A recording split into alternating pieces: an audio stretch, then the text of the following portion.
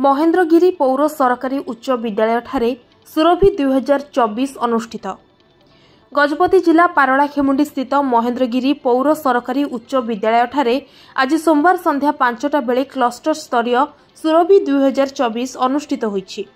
समग्र शिक्षा विभाग एवं जिला शिक्षा विभाग पक्षरु आयोजित एही कार्यक्रम रे मुख्य अतिथि भावे काउंसिलर बालकृष्ण पात्र, सम्मानित अतिथि भावे अतिरिक्त गोष्ठी शिक्षा अधिकारी श्री एम विमल, अपन्ना परिछा उच्च प्राथमिक विद्यालयर प्रधान शिक्षयित्री मनोजिनी पात्र, महाराजांको बालिका उच्च विद्यालयर प्रधान शिक्षक किरण कुमार, गांधी स्मृति उच्च प्राथमिक विद्यालयर प्रधान शिक्षक एस तिरुपति, पुरातन छात्र विचित्रानंद बेबर्ता और भागवत पाढ़ी प्रमुख मंचस्थ होई आजिर कार्यक्रम संपर्क में निज निजर अभिभाषण प्रदान करथिले।